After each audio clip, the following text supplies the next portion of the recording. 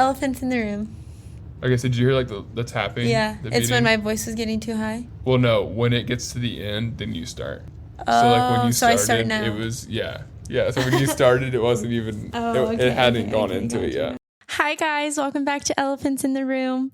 I know you can't see me right now, but I just went to LA last week and I filmed a podcast episode with 2 special guests that was supposed to be this week, but there's some behind the scenes stuff that I have to do. Moral of the story, if you're watching this video, my microphone stand is gone because I left like a little part of the microphone stand in LA and I don't know where it is. So we're just going to hold my microphone today. Well, we're just going to make it work. Okay. Hi guys. Thanks for being here. I'm so happy to be here and I'm so excited for this episode. How are you guys? I know you can't talk back to me, but I wish you could. I hope you guys had a good week. I had a really good week and I just love you guys. So on today's episode, we are going to be talking about doing the right things for the right reasons with the right heart. Right. So many rights. I don't know about you guys, but there have been multiple times in my life where I have done the right things for the wrong reasons. And I'm going to tell you something right now. It's never worked out in my favor. So that's why we're here. I think, as most of you know, I've talked about it a lot on multiple episodes, but my entire life I spent trying to be perfect and trying to do all the right things and trying, all out of a place of insecurity, of fear, of not wanting to be abandoned, of wanting to be loved, of wanting to be good, of wanting to be seen as good by the world. I was so scared of being unloved, and I was so scared of being like the people around me. As you guys know, I grew up in a very toxic household, toxic parents with addiction and a lot of abuse and just a lot of terrible things. And so I spent my whole life trying to be what they weren't. And not to say that that's necessarily bad, but it's like, were my motives pure? Not necessarily, because it was out of a place of fear. I think part of me wanted, all the good things in life for the right reasons, but also there was ulterior motives as well to protect myself. I got humbled real quick when I realized that we can do everything right. We can do everything by the book. We can be a good person, do good things, make good choices, and things can still just blow up in our face. That's just the reality. And we can't base our worth on that because our worth is not defined by all the good things in our life, by how good we are. So whether it's a relationship, a career path, an achievement, a goal, a dream, no matter what it is, being kind to someone, there are so many things in this life where we have the opportunity to do the quote unquote right thing.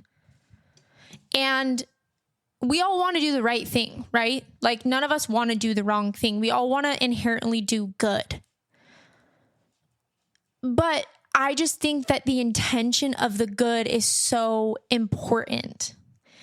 And when we're coming from a place of pure intention, it's almost like seamless. Like you don't have to try so hard to be a good person because at your core, there's love inside of you and there's selflessness and there's humility. And when that's inside of you, you naturally will do good things to yourself, to others.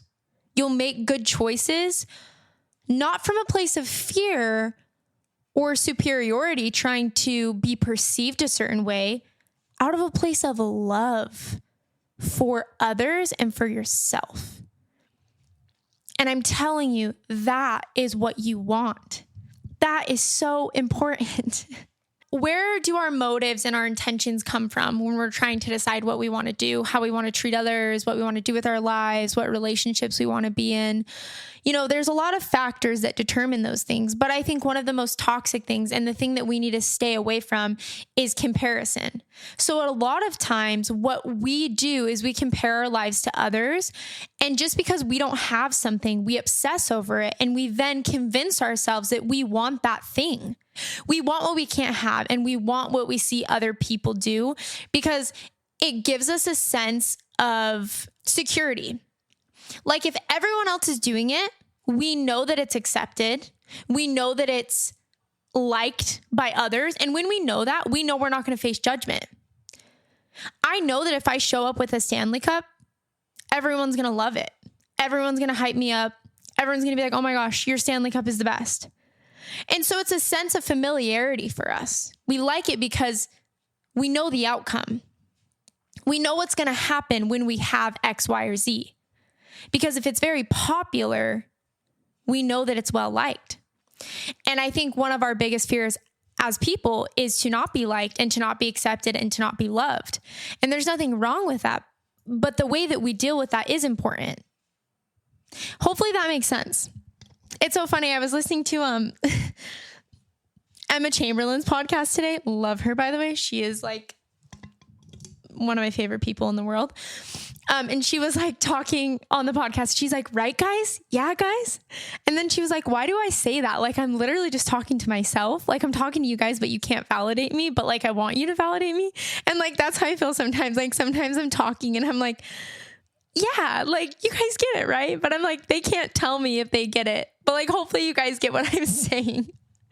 Does that make sense? Hopefully that makes sense. And something as innocent and as simple as following trends or doing things that the internet likes or that you see popular people doing. I don't think there's necessarily anything wrong with that. But I think that when we start to base our worth and identity in it, that's a problem. And I also think when we start to lose sight of who we are, that's also a problem. Like you're unique. Who you are is unique. What you like is unique. And so when you start to mold your entire life around other people and what other people like, you lose sense of who you are.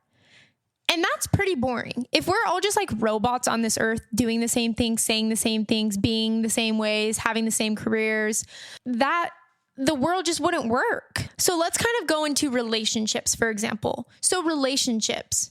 We idealize relationships. We get on social media and we see couples. We're like, oh, I want to be like them. I want that. I want the white picket fence. I want the golden doodle in the backyard. I want 3 kids. And I want a husband that buys me this cut of a diamond ring. And I just want this life. And we obsess over this life. And the problem is we become more obsessed with the idea of something than the actual thing. It's like, do you really want a husband and to be married and be in a committed marriage where you serve each other and honor each other and love each other? Or do you just want the white picket fence? Or do you just want to brag about your perfect family and your perfect husband and his perfect job? Or do you actually want the core of what that is? Does that make sense? So when we get so caught up in the exterior parts of anything, of relationships, of jobs, like, oh, I want to be a vlogger because I want people to think I'm famous. I want a lot of people to know me. It's like, if you want to be a vlogger, the reason you want to be a vlogger is because you love to vlog. And when we get so caught up in the exterior, it really messes with what we do. And we can end up in places we don't belong. So to get back on track, to talk about relationships, for example. So we idealize relationships. We idealize what we think we want. And then we become so obsessed with it that we settle. We settle. Now let me explain here. You can have a perfect husband and white picket fence and dog and this whole perfect situation. And you cannot even love the person that you're with. Because you're so obsessed with the idea of that you would rather get that as soon as you can rather than wait for the right person because you're so obsessed with the idea of it and you don't actually love the person that is a part of that. So what becomes more important to you is those things rather than the person that you marry. And like, that's just messed up. And even in regards to having a boyfriend, like I think growing up, in middle school and high school, like if all of your friends had a boyfriend or all of your friends had a girlfriend, you're like, oh my gosh, like I want a boyfriend or a girlfriend. And then you find yourself getting into a relationship when you don't even like that person, or that person doesn't treat you right, or they don't treat you with respect. But to you, you're like, well, at least I have a boyfriend, or at least I have a girlfriend. And it's like, no, we can't do that. We can't do that, because when we do that, we end up in the wrong relationships with the wrong people who don't value us and we don't value them, whatever that looks like. So like, don't be so obsessed with the idea of anything that you sacrifice your morals, your standards, your values just for the external validation of having that thing. It is better to be alone until you're 35 than to be in a relationship with someone that doesn't respect you, that doesn't value you, that doesn't have the same life goals as you, who doesn't have the same morals as you. It is better to be single. Now, I know what you're thinking. Oh, but that's embarrassing to be single till I'm 35. Okay, again, what's the core of that? You care about what other people think of you. And we've got to get rid of that. To kind of branch out of the relationship thing, I want to talk about me. I know I already kind of did, but guys, I was that person who really wanted to be known as a good person. And yes, I loved people and I wanted to be kind and I loved God, but also I really wanted to be a good person because I was codependent, because I had unhealthy relationships my whole life, because I believed that my worth was found in what I did for others. So I believed that if I did everything right in a relationship, there would be no way for them to leave me. There would be no reason they wouldn't love me. And I believe that my like capacity of love was what I did for another person. And yes, we're supposed to do things for the people that we love, but if someone doesn't just love you for you at your core, it's not real love and it's not sustainable. What about the day you wake up and you're sick and you can't do X, Y, or Z for that person? What, they just don't love you that day? They leave you that day because you didn't do something for them? Like, it's just setting you up for failure and it's setting your relationship up for failure. So because I believed that my worth was found in what value I added to people's lives, I ended up always being hurt, always being burnt out, and always feeling like I wasn't enough. And let me tell you something, if you haven't learned this yet in your life. You will never be perfect. You will never do everything right. You will fail. You will fall. You will never look perfect, act perfect, achieve all the perfect things. You're going to fail. You're going to fall. You're going to mess up. There's going to be things about you that you don't like. There's going to be things about you that others don't like. You're never going to be the ideal standard of beauty. You can go and get lip filler and a boob job and you can do everything.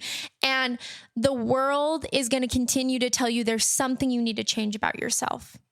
So if you base your worth on those things, you will never feel enough. And I never felt enough. So when I was abandoned by the people that I gave everything to, what did I have left? Nothing. Because what I went into that relationship with was just pure service to them, sacrificing my morals, sacrificing my standards, sacrificing my wants, sacrificing my desires, sacrificing my needs, all for someone else. I had nothing. And I didn't think I was worthy. And what shifted for me was my relationship with Jesus Christ. And I talked about this. I actually went on a podcast with, it's called Truth for Your 20s podcast. Love Katie, by the way. She is the best. And we were talking about doing things from the right place. And that was the biggest thing that the Lord did in my heart when I became a true Christian and when I really gave my heart to the Lord. As many of you know, I grew up religious, I grew up Mormon, but I didn't really have a relationship with the Lord. And it's a very works-based faith, in my opinion. And so when I really met God and I really met the Lord and I realized I needed his strength, but I needed everything that Jesus had to offer: his peace, his holiness, his kindness, his meekness, his humbleness, all of those things. I realized that they didn't come from me. I was able to have those things through loving him and through his spirit within me. And what it really did is it humbled me, because I was like, dang, I'm not that great of a person. We all think we're so great. I'm a very sinful person. I get jealous. I gossip. I have false intentions sometimes. I'm envious. I'm prideful. I'm so many things. But with Jesus, it's different. But the motives are different. My motives are not, I want to build myself up to look this certain way. I want to be loved by the world. It's no, God is enough. God's opinion of me is enough. I want to love others like Jesus because of what he did for me and the sacrifice he made for me. And I want to honor him and show his love through me, to love others and to help others out of a pure place, because if they're going through any of the things that I went through, I want them to know that they're not alone. Things really shifted for me when I stopped trying to be such a good person and when I stopped trying to be liked by everyone. I'm a way better person now than I used to be. And it's not because I necessarily do different actions, but it's because my actions and my love for others comes from a place of pure intention. And I'm not perfect, guys. I still fall. And, one thing that I love about humility is there are just times in our lives where we're reminded, like, sometimes I'll get bad thoughts and I'll think like, oh, I'm better than this person. Or I'll start to look at something that went well for me and I'm like, kind of get a little bit prideful about it. And I compare myself to someone and be like, oh, well, I have this better than them. And then I'm like, hold up, Nicole, hold up. No. We're not going to do that. That is so evil. That is so sinful. Why would you ever put yourself on a pedestal against anyone? Why would I ever do that? And I have to humble myself. And I'm like, dang, okay, hold on. Let's take a step back. Let's check my heart. And I will pray to God and I'll say, God, check my heart, help my heart, purify my heart. Because it is easy when things are going good in our lives to get a little bit of like, broader shoulders and be like, well, I have this going for me. Just like what you're not doesn't define your worth, also what you are does not define your worth. I don't care how much money you have in this world, how much success, how perfect your relationship is, how amazing your career is, how many followers you have. You are not better than anyone else. You're not.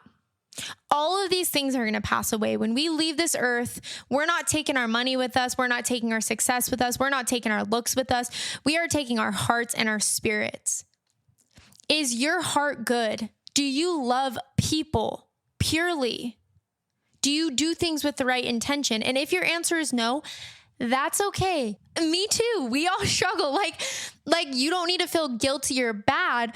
But if you're feeling like maybe your intentions aren't the most pure, this is for you. Hey, again, like I said, I go through it all the time and I'm like, oh, check yourself, Nicole. Check yourself. Humble yourself. And there's nothing more beautiful than humility. There's nothing more beautiful than humility. Why you shouldn't do the right thing for the wrong reason. Number one, it isn't fulfilling. Let's say you want to go volunteer at the soup kitchen to give food to people because you want to be able to post about it on Instagram and receive external validation. That is not going to fulfill you because you're not there for the right reasons. If you're at the soup kitchen serving soup because you love people and you want to give back, that's going to fulfill you. It's going to bring you joy. Pure joy. So whatever you're doing, if you're not doing it for the right reasons, it won't fulfill you. Let's say you want to be a YouTuber and you're like, I just want to be a YouTuber because I want the clout. I want the money. You're going to be in misery every day filming YouTube videos because all you're concerned about is the end goal. But if you genuinely love filming YouTube videos, you're going to enjoy the journey. And then when the good stuff comes from it, when you start making money, when maybe you quit your 9-to-5, it's just going to make you happy because you know you have more time to do something that you actually love and that brings you joy. And guys, it's so easy to get it twisted. It's so easy to get it twisted. Sometimes we go into things with the right intention and then we end up getting caught up. We get caught up in all of the good parts of it, like the money or the success or the validation. So if you're getting caught up in the wrong thing, that's okay. Give yourself grace. You're normal. We all go through that. But you have to recenter back to why you're actually doing what you're doing and purify your intentions. So yeah, it's not fulfilling to do something if you're not doing it for the right reasons. Doing the right thing for the wrong reasons is not fulfilling. The next thing is that it can hurt yourself and others. If you're entering into a relationship, a friendship, anything, if your motives are wrong, number one, you're going to be feeling empty. If you're taking or giving with impure intent, you're going to feel empty. And the worst thing you can do is pull in another person into that. If you go into a relationship with bad intentions or with impure intentions to gain something, what if that other person went into the relationship with pure intentions, with love? That's so not fair to them. That is so not fair to them. And I've gone through that. I'm not going to lie. Like, I really loved someone and really cared about someone. And over time, I started to see that they cared a lot more about the value that I brought to their life than me. And that was so painful when you realize, oh, that person didn't really even love me. I was just kind of like convenient to their life. And I was like the puzzle piece that helped their puzzle come together. They didn't just like love me. It's terrible. Toxic relationships, narcissism, if you've ever experienced any of that, it's, oh my gosh, it's terrible. So do not ravel in another person into your bad intentions. It's not fair to them. It's not fair to them. If you're doing the right thing for the wrong reasons, it's not going to last. I'm going to give you guys an example.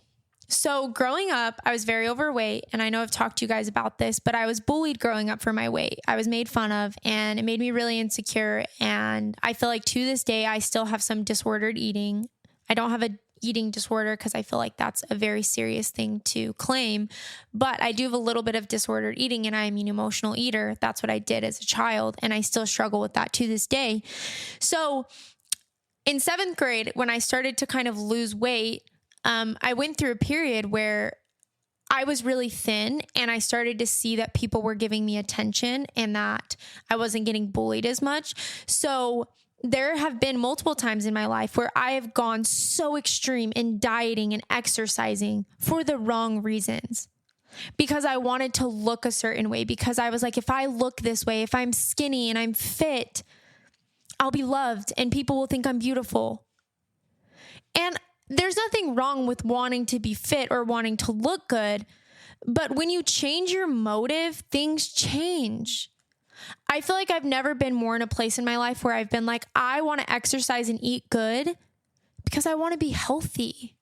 I want to take care of the beautiful body that God gave me. And when you're doing things out of that motive, it changes the game. It's fulfilling. It's amazing. It's just so much better for your mental health. And maybe it's a hobby or a goal. Like if you're doing something, let's say you're going to college and you hate college and you don't even want to go to college. You want to be a baker. You want to go to culinary school, but your parents are like, you have to go to college. You have to go to college. And if you don't go to college, you're a failure and you're not going to succeed. I know a lot of people who went to college because their parents made them go, or they felt like they wouldn't be accepted or loved by their parents if they didn't go. And I'm telling you, none of them use their degree. All of them have debt that they wish they didn't have, and they don't even want to do what they went to school for. But they did it because they didn't want to not be accepted. They didn't want to face judgment. And I have a lot of grace for people who go through that. We all go through that. It's really hard when you're taught and told to be a certain way your whole life and you don't fit that mold. It's hard. You want to be loved and accepted, but it's not fair to you. So if you do something with the wrong intentions and you don't actually want it, it's not going to last. The habits that you try to build aren't going to last. And I've noticed that for me, when I'm doing things for the wrong reasons, for example, like exercising or, eating healthy, like when I'm doing it because I just want to look a certain way and I just want to be skinny and I just want to be liked.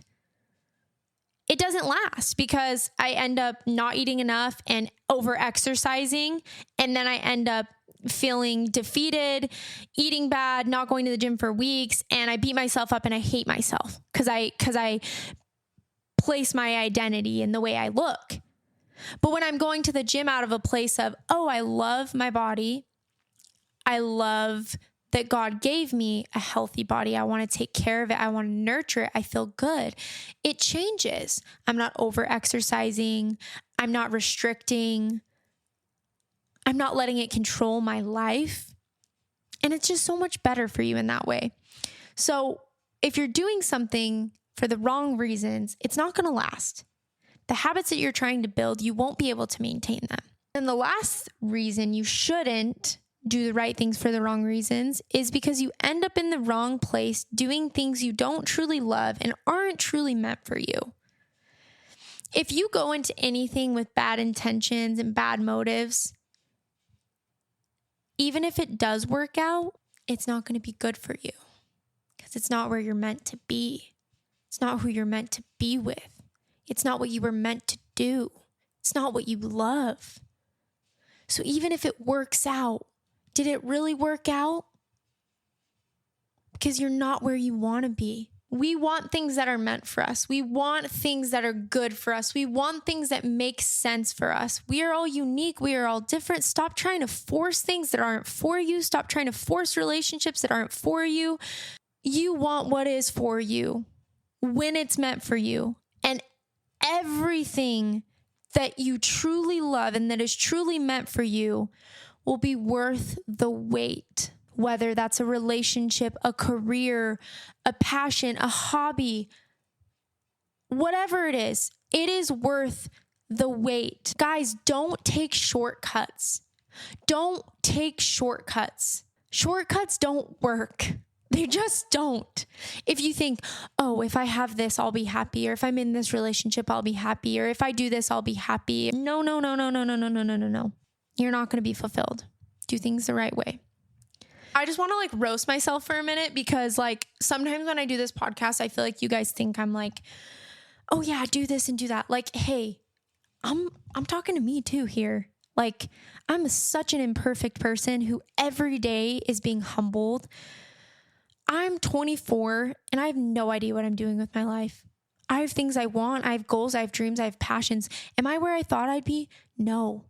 I'm a divorced ex-LDS Mormon with serious trauma. I'm not where I want to be in my career. I'm not where I want to be or where I thought I'd be at 24. I thought I'd be married with kids.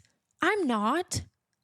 I'm a Christian, and when I became a Christian, I really believed that I just had it all made, and I had Jesus, and I was just never going to sin. I was always going to have pure intentions because I love the Lord, and I was on fire for the Lord. Guess what, guys? I fail God every day. I've been struggling with some habitual sin recently, and it has been humbling the heck out of me because I realize how broken I am and how much I need Jesus. I need Jesus. I'm a sinful person. I get wrapped up in wanting security over doing things the right way in relationships and in life. I struggle with idolization of money and freedom too much. I want all the good, easy things in life. And it's so easy to get wrapped up in that. It's so easy. But that stuff doesn't fulfill you.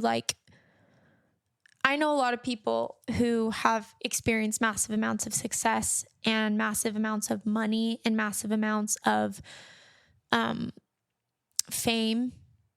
And let me tell you something. It doesn't fulfill you. It doesn't really make you happy. People always say, oh, money doesn't make you happy. I think money does bring a lot of joy because it provides freedom from stress.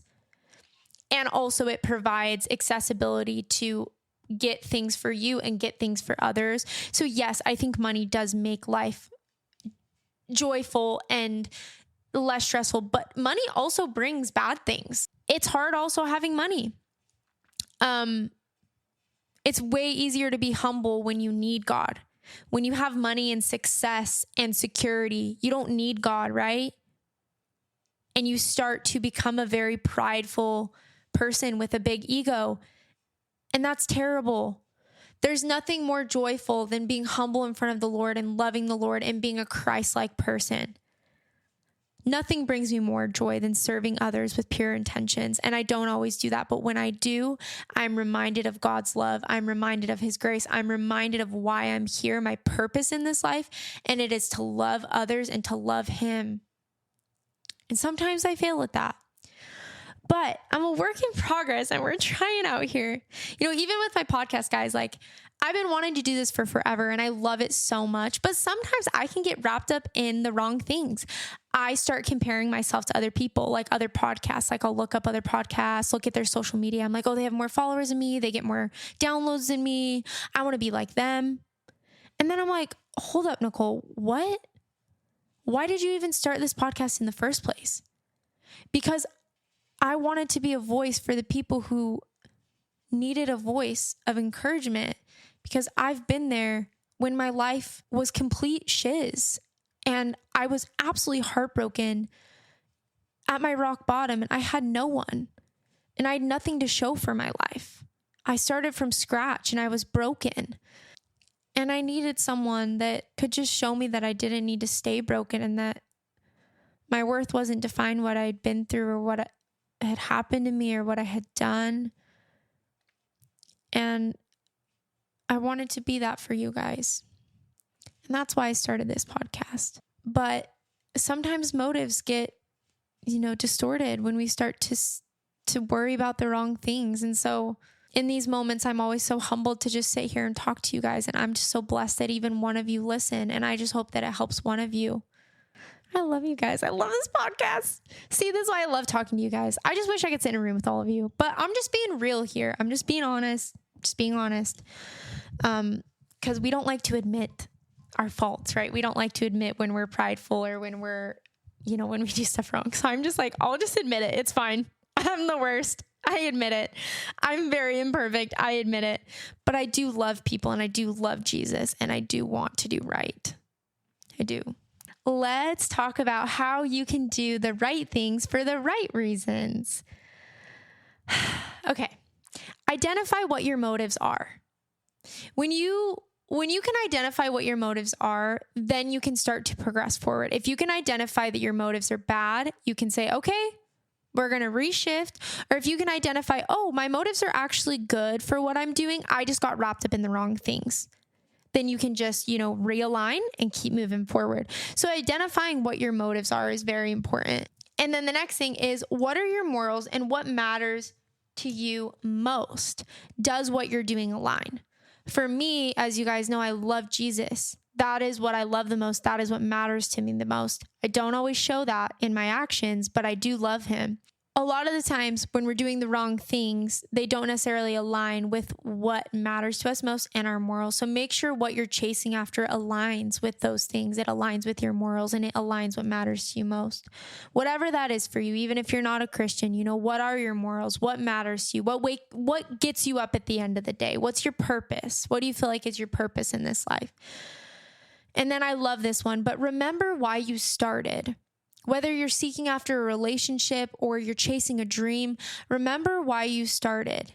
And if it's not out of a place of pure love for whatever that is, you've got to reassess. If you're struggling in your relationship and you look back and you're like, I don't really even like this person for the right reasons, this is hard, you're going to quit on the relationship. But if you're struggling in your relationship and you say, I really love this person, and the reason that I chose this person is because we have the same morals, they treat me good, I love their personality, I love their spirit, it's really easy to work through hard things because you look back to why you started. And that helps me and my boyfriend so much in our relationship. When things get rocky, we look back and we say, I know that you were a blessing from God. I know that you love me. I know that I love you. And even though this is hard, I know you are good. And that helps so much. And so even with career or schooling or, anything, a goal, a dream, a hobby, when you look back to why you started, it just humbles you and reminds you, oh, wow, this is awesome. I can be happy right now in this. And that's what's so beautiful about loving what you do or loving the person you're with, is that the journey is fun for you. Like, I'm not making any money off of this podcast right now, but do I love doing it? Yes. Do I hope that one day I make money? Of course. Why? Because I know that it's going to give me more freedom to do it more and to put more money into it and more resources and do it with more people. And that excites me. But it's because I love the podcast itself. Or for a relationship, like, for example, I'm not married yet. And so if I only wanted to be married, then I would be discontent in my relationship. But because I love David so much, it's like, I know that marriage will be worth the wait. So you just have to look back to why you started what you're doing. Really look back to that. Take away the thought of what you can gain. Would your actions be the same? Think about the end goal of whatever it is you're doing. Take that away. Do you enjoy the process of what you're actually doing? Think about it. And the last thing is to ask God to humble you and purify your intentions. I do this all the time. When I start to feel like I'm getting prideful about anything in my life, I have to pray to God and be like, God, check my heart. God, please check my heart, check my intentions. Am I doing this for the wrong motives? Am I doing this for the wrong reasons? Purify my heart, purify my heart. And this also ties into the way we treat people. When you see someone on the street, when you see a homeless man and they're asking for money, are you giving them money just so the person behind you sees that you gave them money and that you can go into work and tell everyone that you gave them money? Or are you giving them money because you purely want to help this person from the best place of your heart without any validation or recognition? I don't know what verse it is, but there's a verse in the Bible that talks about don't let your left hand know what your right hand is doing when you give to others and when you love others. Because if you do, then you've already gained your reward, the validation. And when we do things to honor Christ, to honor the Lord, and to be Christ-like, we shouldn't be going around and preaching that to everyone. Because then it's like, why did we do it? Did we do it just to look good? Or did we do it because we love God and we love people? When you can just love others just to love them and be kind to them just to be kind to them, it's so fulfilling and it brings you so much joy, but it's also just so amazing because you don't do it and be like, oh, I'm so great. No, you just do it. And that's what's been so cool for me about my relationship with Jesus, is that I don't see a lot of the good things that I do as accomplishments for myself. I see it as a work of Jesus in me. I'm like, dang, well, if I didn't have Jesus, I wouldn't be able to do that nice thing. Well, if I didn't love the Lord, I would probably be more, have a bigger ego or X, Y, or Z. And so it's so cool to do things that aren't about you to help others. Doing things when you just love for pure intentions, it's the best feeling in the world. It's just so much peace and joy, and seeing how you help other people is so cool. And vice versa. I've been helped before in my life by very loving, selfless people, and people don't know how much they've impacted me. There have been people in my life who have selflessly loved me and given to me, and I will forever be grateful for that. And it has helped me. So we just need to all help each other and love each other and be there for one another, and just do it to do it. Don't do it to look a certain way. Just do it to do it because you love them. And because love is freedom, and love is joy, and love is peace, and love is everything. Love is what we all need. We all just need more love in our life. We all do. I always, like, when I do these podcasts, guys, I'm like, I need to stop talking. But then I'm like, wait, this is like a podcast. Like, I'm supposed to talk. But then I'm like, I'm talking too much. But we're almost done. Okay, it's fine. Here are some of the benefits about doing the right things for the right reasons with the right heart. It stops becoming a competition with others. When you're doing the right things with the right intentions and the right heart, you're not going to be looking at everyone around you, comparing yourself and saying, oh, well, I don't have what they have, or I'm not doing what they have, or it's taking me longer to achieve what they have, or, oh, my relationship doesn't look like theirs. You're going to stop doing that. And you're going to start appreciating and valuing the process, the journey, and what you have right in front of you.